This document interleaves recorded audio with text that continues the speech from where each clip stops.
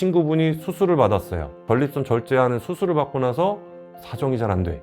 나 요실금까지 생겼어. 이런 얘기를 딱 들으시면 이 수술하기를 꺼릴 수밖에 없습니다. 나 이거 수술하고 나서 이제 이런 부작용 생기면 나 안 할래. 이런 생각을 하시게 되죠. 한 10년 전에는요, 그런 분들 그냥 약으로 끌고 갔어요.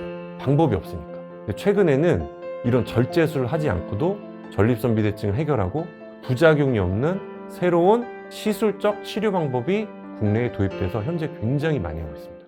근데 전립선에 문제가 생겼다고 하면 수술해야 되는 거 아닌가 하고 무서워하시는 분들이 많을 것 같은데, 이 전립선 비대증은 수술을 안 받고 좋아질 수 있는 방법이 있나요? 네. 우리가 이제 전립선 비대증이 굉장히 흔하거든요. 제가 수치적으로 어떻게 표현드리냐면 60대 분들은 60%가 전립선 비대증이에요. 70대 분들은 70%가 전립선 비대증이에요. 80대 분들은 80%가 전립선 비대증. 거의 뭐 전립선 비대증 환자입니다. 우리는 요즘에 뭐라고 얘기해요? 100세 인생이라고 얘기하죠. 그럼 나이가 이제 80대 되신 분들, 90대 되신 분들 어떻게 되겠어요? 점점 전립선은 계속 커지고 전립선 비대증 환자 계속 늘어나게 됩니다. 그러면 이제 서로 이야기를 하시거든요. 내가 지금 소변 보기가 불편한데 어떻게 난 치료했어. 나 소변 보기 불편해서 약으로 안 돼서 뭐 수술을 했어. 수술했더니 어떤 증상이 생겼어. 뭐 이런 얘기를 서로 하신단 말이에요. 근데 수술에 대해서 제가 잠깐 말씀드리면 전립선, 커져 있는 전립선을 잘라주는 거예요.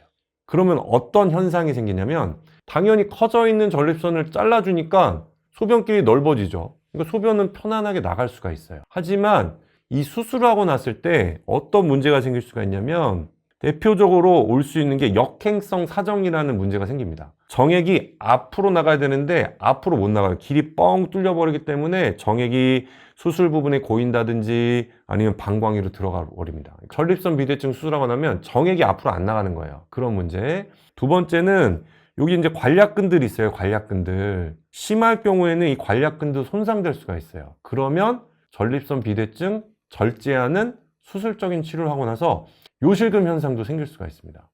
내가 소변 보는 거 개선하려고 수술을 했는데 소변이 이제 컨트롤이 안 되네. 소변이 질질 새네.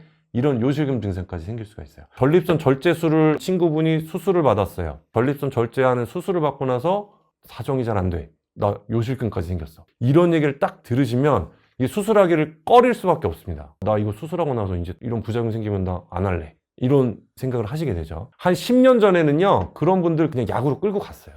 방법이 없으니까. 근데 최근에는 이런 절제술을 하지 않고도 전립선 비대증을 해결하고 부작용이 없는 새로운 시술적 치료 방법이 국내에 도입돼서 현재 굉장히 많이 하고 있습니다.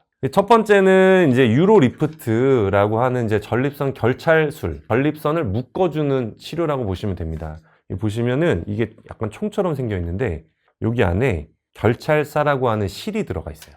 그래서 요거는 이제 내시경으로 들어갑니다. 내시경으로 이제 요도 입구를 통해서 들어간 다음에 내시경 육안적으로 보면서 비대해져 있는 전립선 조직을 묶어줍니다. 클리핑을 한 거죠. 우리가 쉽게 얘기하면 스탬플러 같은 거라고 생각하시면 돼요. 종이가 이렇게 딱 있는데 꽉 집어서 눌러버려서 묶어버립니다. 그러면 비대해져 있는 전립선 조직이 눌리기 때문에 길이 넓어지는 효과가 생겨요. 그런 방식이 전립선 결찰술이라고 보시면 되고, 두 번째 방법은 이제 리줌이라고 해서 이건 이제 영어식 표현이니까 잘 이해가 안 될 수 있는데 고온에 수증기를 넣어서 전립선을 축소시켜주는 시술이다라고 생각하시면 됩니다. 마찬가지로 똑같이 요도를 통해서 내시경이 이제 들어갑니다. 그러니까 내시경을 보면서 비대해져 있는 전립선 조직에 고온의 수증기를 주입을 합니다. 주입하는 수증기의 횟수는 전립선의 크기에 따라 다르겠죠. 그러니까 쉽게 말하면 전립선이 크신 분들은 수증기 주입 횟수가 많아야 되겠고, 전립선이 조금 작으신 분들은 주입 횟수를 좀 적게 할 수가 있겠죠. 그래서 수증기가 주입되어 있는 전립선 조직이 괴사가 생깁니다. 그러니까 전립선이 죽는 거죠. 그러면서 전립선이 축소가 됩니다. 어떻게 보면 좀 생리적으로 치료하는 방법이 되겠죠. 전립선 비대증은 전립선이 커져서 전립선의 요도를 눌러서 생기는 질환이기 때문에 이 리줌이란 치료를 통해서 비대해져 있는 전립선 조직에 수증기를 주입하게 되면 커져 있는 조직이 줄어들게 됩니다. 그래서 거의 한 반 정도 전립선 크기를 줄일 수 있다고 보시면 되겠는데, 그럼으로 인해서 전립선부 요도가 넓어지게 되겠죠. 그러면서 소변 보는 걸 개선할 수가 있습니다.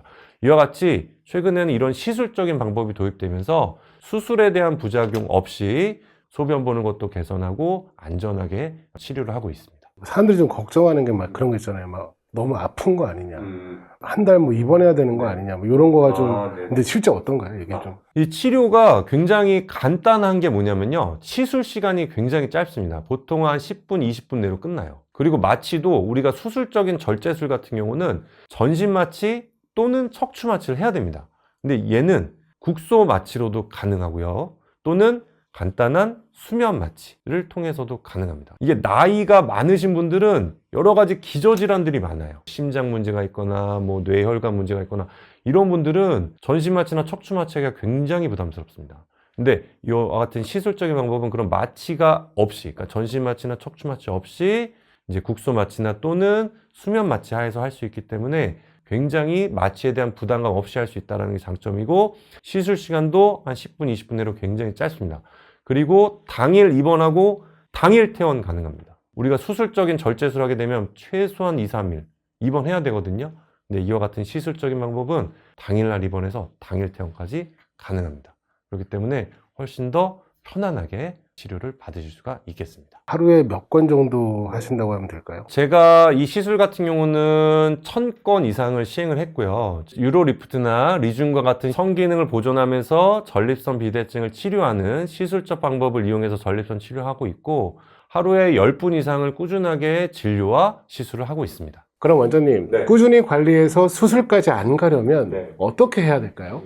그래서 그러면 전립선 비대증을 어떻게 하면 좀 예방할 수 있느냐, 관리할 수 있느냐, 그런 질문일 것 같습니다. 그래서 대표적인 게 원인을 해결해 주면 되겠죠. 앞서 말씀드린 것처럼 전립선 비대증 생긴 원인 중에 서구적인 식생활 영향이 있죠. 그래서 기름기 많은 음식, 육류 위주의 음식 좀 최소한으로 좀 피해 주시는 게 좋겠고, 꾸준하게 유산소 운동 해 주시는 게 도움이 됩니다. 그 다음에 전립선의 혈액순환을 원활하게 해주기 위해서는 스쿼트 같은 하체 근력 운동 꾸준하게 해주시고, 그 다음에 우리가 케겔 운동이라고 하는 항문조이기 운동 많이 들어보셨죠? 항문조이기 운동 꾸준하게 해주면 골반 내 혈액순환도 향상되는 데 도움을 주고 배뇨 기능도 개선하는 데 도움을 줄 수가 있습니다. 그리고 술과 관련해서 좀 말씀을 드리면, 우리가 과음을 하게 됐을 때, 특히 전립선 비대증이 있는 분들 과음 굉장히 조심하셔야 됩니다. 왜냐하면 전립선 비대증이 있는 분들이 갑자기 과음하시면 급성 요폐 현상이 생길 수가 있습니다. 급성 요폐 현상이라는 게 뭐냐면, 소변이 마려운데 화장실을 가서 오줌을 못 싸시는 거예요. 예, 그러면 방광이 이렇게 터질 듯이 늘어나게 됩니다. 그러면 이거 응급실 가셔야 돼요. 예, 그렇기 때문에 과음하시는 거 굉장히 조심하셔야 되겠고, 그 다음에 전립선 건강에서 주의한 게 혈액순환 말씀드렸는데, 그래서 오래 앉아있는 생활 습관 안 좋습니다. 대표적으로 직업을 물어보면 어떤 분들이 많냐면, 운전 직업 하시는 분들, 굉장히 화물차라든지 버스, 택시 이런 운전하시는 분들 오랫동안 앉아 있잖아요. 그런 분들, 그 다음에 사무실에서 오랫동안 앉아 있는 분들, 이런 분들이 전립선 질환이 생길 가능성이 높습니다. 그래서 그런 분들은 앉아서 일하시는 건 어쩔 수 없지만 한 20, 30분 앉아서 계시면 한 5분 정도는 좀 서 계시는 습관을 가지시는 게 좋고, 그 다음에 방석도 약간 도넛 모양으로 전립선 눌리지 않는 그런 방석을 이용해 주시는 게 좋겠습니다. 그 다음에 마지막으로는 정기적인 성생활, 사정행위 굉장히 중요합니다. 우리가 나이가 들었으니 성생활도 안 하고 그렇게 생각하실 수 있는데, 그러면 오히려 전립선 건강이 안 좋아요. 사정행위는 최소한 일주일에 한두 번 정도는 꾸준하게 해주시는 게 좋습니다. 왜냐하면 전립선으로도 운동을 해야 돼요. 전립선의 액체, 전립선액이 나오죠. 이게 정체가 되어 있으면 이것 자체만으로도 전립선 질환 유발할 수가 있습니다. 그렇기 때문에 정기적인 사정행위, 성생활 해주시는 게 전립선 건강을 위해서 도움을 줄 수가 있겠습니다. 그럼에도 수술을 해야 된다면 그 자세한 치료 과정도 궁금합니다. 전립선 비대증은 기본적인 1차 치료는 약물 치료입니다. 그래서 약물 치료를 시작을 했는데 효과가 없거나 약물에 부작용이 있거나 약을 드시고 싶지 않으신 분들은 다음 단계로 넘어가는데, 그 다음 단계가 말씀드렸던 전립선 결찰술, 그 다음에 리줌, 수증기 이용한 치료, 이런 시술적인 방법이 있고, 그 다음에 수술적으로 전립선을 절제해주는 방법이 있습니다. 두 방식은 치료 방법이나 효과나 안전성, 부작용에서 좀 차이는 있는데, 비슷한 건 뭐냐면요, 환자분은 이게 똑바로 누운 자세에서 하지는 않고요, 보통 우리가 산부인과 검사할 때 이렇게 다리 벌리고 있잖아요. 요 자세에서 진행을 합니다. 왜냐하면 이렇게 해야 요도를 통해서 내시경이 들어갈 수가 있어요. 그래서 이런 자세를 통해서 하고요. 그 다음에 수술적인 절제술 같은 경우는 마취 방법은 척추 마취나 전신 마취를 해야 됩니다. 왜냐면 움직이면 안 되거든요. 그리고 절제술을 하고 나면 출혈이 좀 많이 생길 수 있어요. 특히 이제 수술 중에도 출혈이 많이 생기기 때문에 이제 지혈을 해가면서 수술을 해야 되겠고, 그래서 수술 시간이 절제술 같은 경우는 시간이 좀 깁니다. 보통 한두 시간 정도 걸린다고 보셔야 될 것 같고요. 반대로 이런 시술적인 유로리프트나 리중과 같은 방법은 시술 시간이 한 10분에서 20분 내로 간단하게 끝나게 됩니다. 그리고 시술하고 나면 이제 이런 소변줄을 좀 착용을 해야 돼요. 제가 간단하게 좀 보여드리겠습니다. 이 보면은 이제 관인데요. 이게 요도 입구를 통해서 들어갑니다. 그래서 이게 방광까지 들어가거든요. 그래서 이걸 왜 해야 되냐면요. 시술을 하건 어떤 수술적인 절제를 하고 났을 때 전립선에서 출혈이 있어요. 그 다음에 전립선 부분에 붓기가 좀 오게 됩니다. 그리고 통증이 있어요. 그렇기 때문에 일시적으로는 혼자서 소변 보시기가 좀 어렵습니다. 전립선 결찰술 같은 경우는 소변줄을 안 하는 경우들도 있거든요. 그만큼 회복도 빠르고 증상 개선이 빠르기 때문에. 근데 이제 수증기 넣는 리중과 같은 치료는 보통 한 3일에서 5일 정도의 소변줄 유지가 좀 필요합니다. 그리고 전립선 절제술 같은 경우도 마찬가지로 한 3일에서 5일 정도의 소변줄 유지 기간이 좀 필요합니다. 그래서 소변줄을 넣고 수술을 마무리하게 됩니다. 그러면 혈압약이나 당뇨약처럼 그 전립선 약도 한번 먹기 시작하면 평생 먹어야 되는 건가요? 네. 우리가 전립선 비대증에 대한 약물 치료 말씀드렸는데, 이거를 그러면은 얼마나 언제까지 복용해야 되나 이제 궁금해 하실 텐데, 쉽게 말씀드리면요. 평생 드셔야 됩니다. 왜냐하면 기본적으로 전립선이 커져서 생긴 질환이잖아요. 우리 감기 치료라고 생각하시면 안 돼요. 감기 같은 경우는 뭐 2, 3일 약 먹으면 좋아지잖아요. 전립선 비대증은 전립선이 커져 있는 거예요. 약 먹는다고 전립선이 정상 크기로 가지 않습니다. 커져서 전립선 요도가 좁아져 있기 때문에 계속 약을 드셔야 됩니다. 그러면 약을 먹어서 효과가 좋고 그 효과가 계속 오랫동안 유지된다 그러면 약으로 계속 갈 수가 있는데, 문제는 뭐냐면 약을 드셔도 전립선은 계속 커집니다. 그러면 결국은 약으로 효과를 못 느끼는 시점이 올 수밖에 없다는 거죠. 그러면 이제 다음 단계, 이런 시술적 방법으로 넘어가야 되는 시점이 올 수밖에 없습니다. 고혈압, 당뇨, 이런 만성혈관 질환 치료 계속 평생 약 드시잖아요.